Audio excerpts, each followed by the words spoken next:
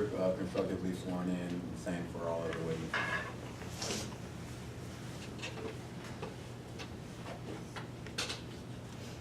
May I proceed? Yes. Please introduce yourself to the court, spelling your last name for the record. My name is Amy Park. I'm P-A-R-K. Tell us a little about yourself. After completing my service in the United States Navy for 4 years, I went back to school and did a dual major in finance and business administration. When I was in school, I met my husband, Lee, and I got a job as a manager at the local hospital, and soon after, my daughter Sydney was born, and we lived in Midlands. Tell the members of the jury a little bit about Sydney. Sydney is, Sydney was a wonderful, wonderful little girl. She was shy and she was small, but she was beautiful and smart and funny, and I loved her so much. Having a child changes your entire perspective on life. Looking at the world through her eyes made me so happy. Everything was bright and shining because that's the way she saw it. What happened to Sydney? My 11-year-old daughter was shot. She had barely had a chance to live. She was shot. Now, well, I want to talk about August 18, 2010. Did you see your daughter that day? I did.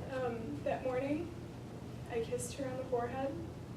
I told her I would check in on her, and I went to work. You said you had to check in on her. Was she left at home alone?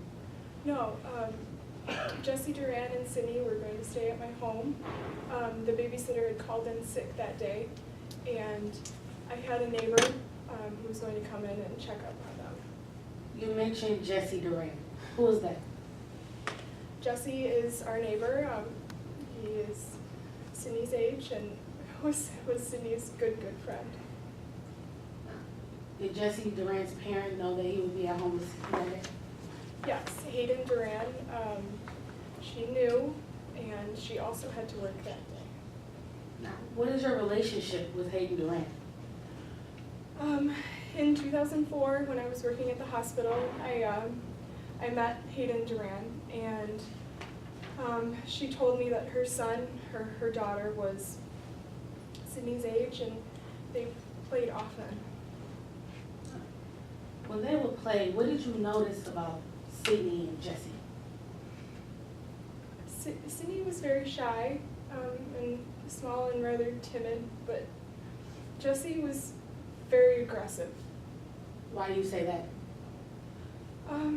He liked to play violent video games, and he liked to act out like one of the characters in the video games.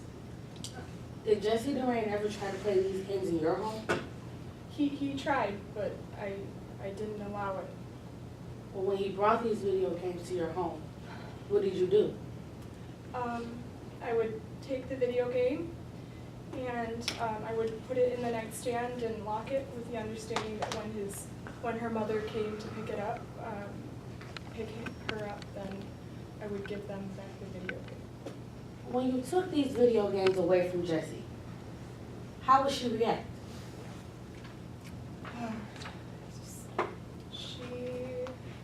She threw a fit. It was nothing like I'd ever seen a child act before. She threw things, she flailed, it was absolutely ridiculous. Did you ever tell Hayden Duran about Jesse's behavior? Oh, absolutely. I was very concerned, and when I told her about Jesse's behavior, she just acted like it was no big deal, and as far as I know, never punished Jesse. Now, I want to transition and talk about August 18, 2010. How did that day begin for you? Like I said before, I went to work that morning. I kissed my daughter on the forehead before I left, and I never could have imagined that day was going to turn out the way that it did. Did you go to work that day? I did, and as soon as I stepped in the front door of the office, I received a phone call from Officer Williams, and he said there had been an accident. So what did you do after you received this phone call from Officer Williams?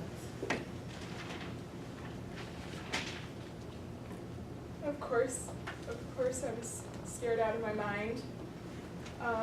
I rushed home, and when I got there, cars were everywhere. There were lights flashing, and I saw an ambulance. What happened once you got home? I ran to the door. I was screaming my daughter's name. And when I walked in,